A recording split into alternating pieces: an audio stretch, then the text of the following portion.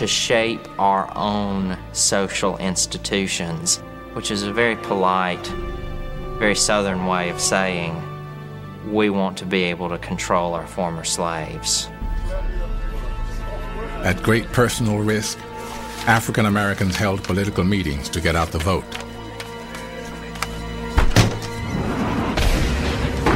But the Democrats smelled victory.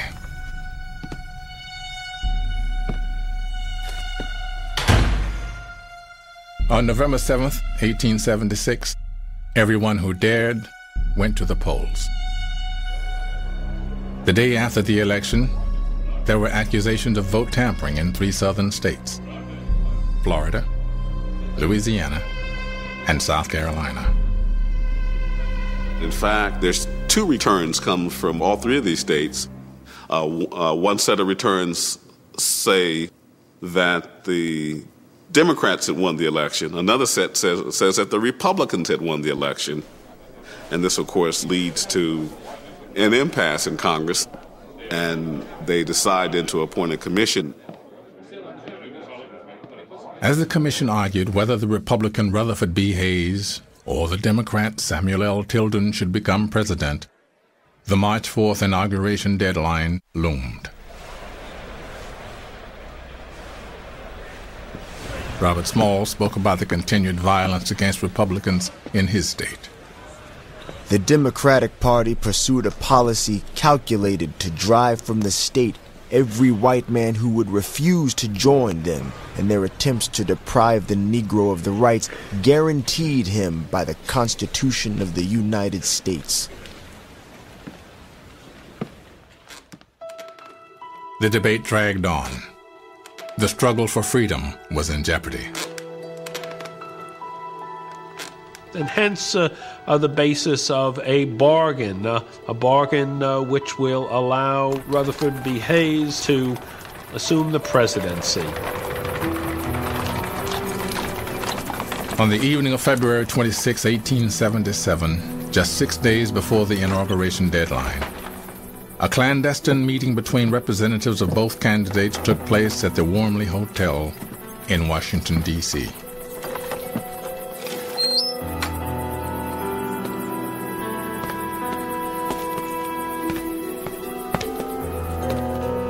They've sort of come to an agreement that we're no longer concerned about the rights of African Americans as voters, and to put the Negro question on the back burner and not worry about it anymore.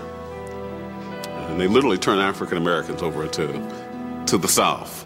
In other words, to remove the final forces of the federal government providing protection in the South for black and white Republicans. Well, the deal is struck.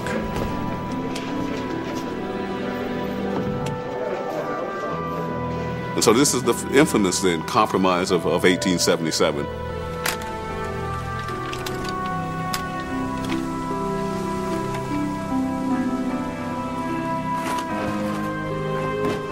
The message that goes out to African Americans was that the destiny of African Americans was not at all connected to the destiny of the nation. And this is a very different situation than the situation which developed during the Civil War. Because one of the things that we understand and understand very clearly is that when the Emancipation Proclamation was issued by President Lincoln, Lincoln was saying that the destiny of African Americans was linked directly to the destiny of the nation. We would rise or fall together.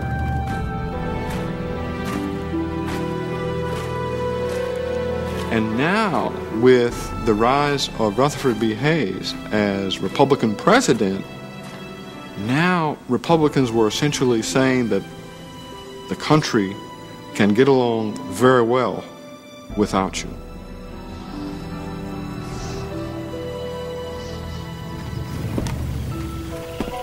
After the Compromise of 1877, African Americans found themselves increasingly forced out of politics. Across the South, black Republicans were simply removed from their posts. Robert Smalls, a U.S. congressman who could not be removed, was charged with corruption, jailed, and eventually pardoned. They did to Robert Smalls what they did to a lot of prominent black politicians at that time. And those charges haunted Robert Smalls for the rest of his life. But Robert Smalls was a very brave man, not just stealing the planter, but his fighting in 17 battles in the Civil War. He wasn't afraid of gunfire. He wasn't afraid of standing up to people who were armed when he was not. He had immense personal courage. Robert Smalls never gave in.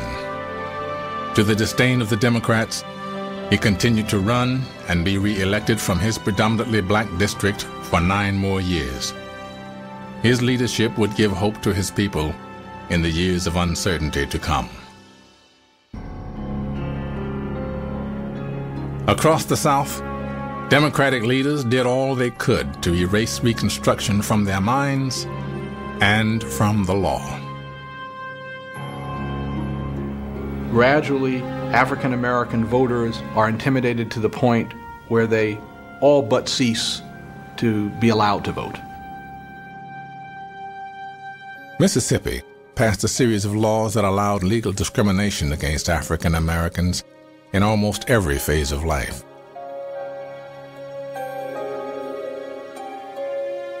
State after state in the South followed suit.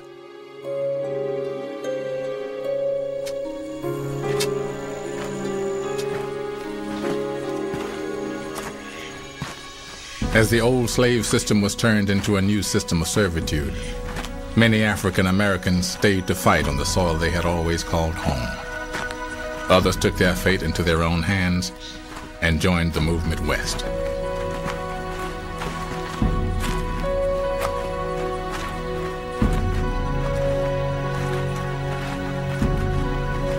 Black churches became more than ever the political cornerstone of their communities.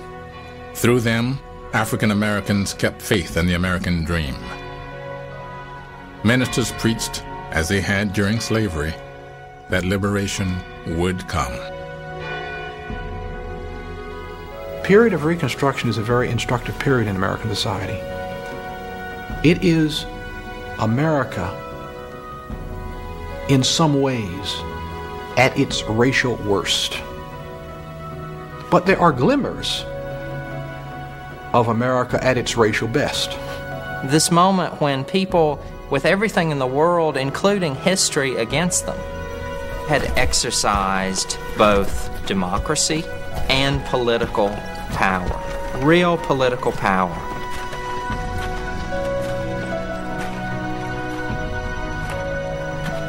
Their attempt at the first interracial democracy was stalled, but the groundwork had been laid. Although it would be almost 100 years until the second Reconstruction, their struggle would not be in vain.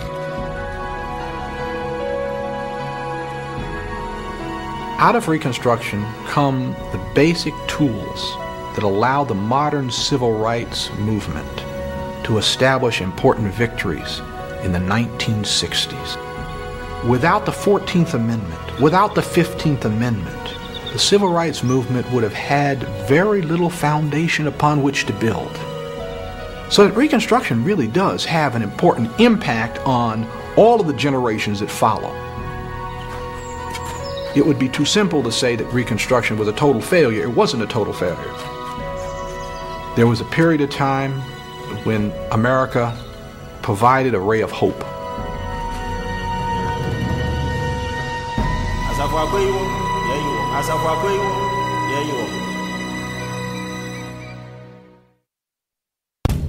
Experience more of the personal stories, triumphs, and challenges enslaved people faced at pbs.org. Learn more about the continuing efforts of enslaved and free Black Americans to gain equal rights under the law.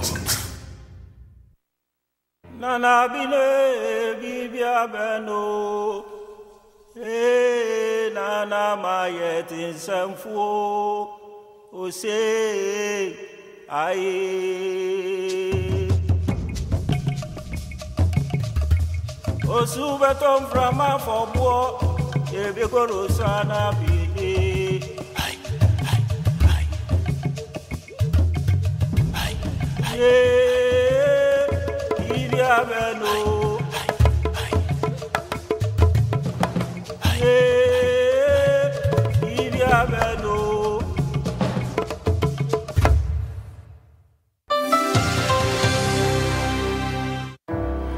At New York Life, we know that learning from the past helps create a better future. We support this PBS program as part of our commitment to understanding the stories that shaped our nation.